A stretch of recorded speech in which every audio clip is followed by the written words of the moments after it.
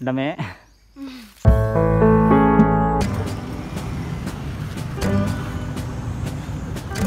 Alam mo din ba na ang pinakamatamis na mangga sa buong mundo ay matatagpuan dito sa Pilipinas sa Guimaras? Ang Carabao Mango, ito ay ayon sa Guinness Book of World Records noong 1995. Mga sombreros, alam mo din ba na maliban sa vitamin C, vitamin A at fiber, ang mangga ay symbol of love sa bansang India. Isang basket ng mangga, mga sombreros, sa bansang India ay nangahulugan ng friendship. Ayun, habang kami nangunguha ng mangga.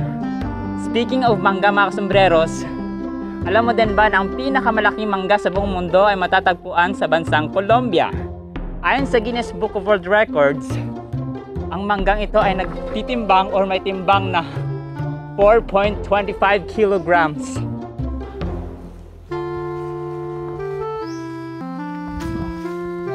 Mga sombreros, ang mangga po ay may scientific name na Mangifera indica. Ayun, maraming salamat sa mayan. Ano pang name natin, kuya? Pong Asi lang, Pong Asi. Ha? Pong Asi. Pong Asi. So yun, maraming salamat po kay kuya sa pagpapadisplay ng kanyang mangga. Subscribe for more videos.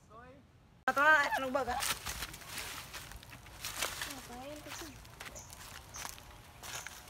What's up, Toro?